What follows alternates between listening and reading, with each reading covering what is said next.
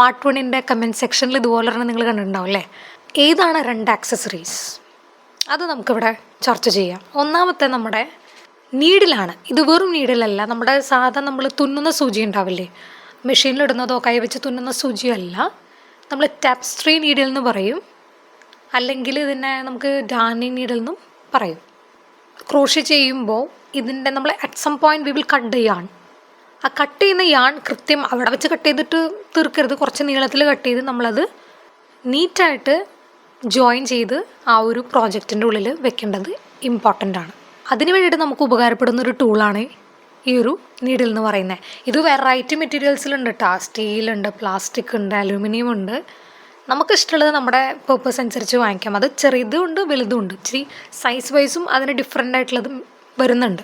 ഇതുപോലത്തെ ചെറിയ നൂലുകൾക്കൊക്കെ ഞാൻ ആ ചെറിയ നീഡിലും അത്യാവശ്യം വലിയ നൂലുകൾക്ക് ഈ ഒരു നീഡിലുമാണ് ഞാൻ യൂസ് ചെയ്യുന്നത്. പിന്നെ രണ്ടാമത്തെ ഒരു കാര്യമാണ് മെഷറിങ് ടേപ്പ്, അല്ലെങ്കിൽ എന്തെങ്കിലും മെഷറിങ് സ്കെയിലായാലോ എന്തെങ്കിലും നമ്മുടെ പക്കലുണ്ടായിരിക്കണം. കാരണം മേ ബി അവർ പറയുമായിരിക്കും ഇത്ര സ്റ്റിച്ചിന് അല്ലെങ്കിൽ ഇത്ര മെഷർമെൻറ്റൊക്കെ പറയുന്നുണ്ടാവും. അതൊന്ന് മെഷർ ചെയ്ത് നോക്കാൻ നമുക്ക് ഹെൽപ്ഫുള്ളായിട്ടുള്ളൊരു കാര്യമാണത് അല്ലേ. ചെറിയ സ്കെയിൽ ഉണ്ടെങ്കിൽ അത് യൂസ് ചെയ്യാം. അതിനുള്ള വലുപ്പത്തിലുള്ള പ്രോജക്റ്റാണ് നിങ്ങൾ ചെയ്യുന്നതെങ്കിൽ, അല്ലെങ്കിൽ നിങ്ങൾക്കറിയാലോ അതെങ്ങനെ അളക്കണമെന്നുള്ളത്. സോ എന്തെങ്കിലും ഒരു അളക്കാനുള്ളൊരു യന്ത്രമല്ലല്ലോ, ടൂൾ നിങ്ങളുടെ പക്കൽ ഉണ്ടാകേണ്ടത് ഇമ്പോർട്ടൻ്റ് ആണ്. പാർട്ട് 1ൽ ഉൾപ്പെടുത്താണ്ടിരുന്ന 2 അഡീഷണൽ ആക്സസറീസ് ഉണ്ട്. ഒരുപാട് ആക്സസറീസ് ഉണ്ട് ഈ ഒരു ക്രോഷ്യേയിൽ, പക്ഷേ എല്ലാം നമുക്ക് കവർ ചെയ്യണതിൻ്റെ ആവശ്യമില്ല സ്റ്റാർട്ടിങ്ങിൽ.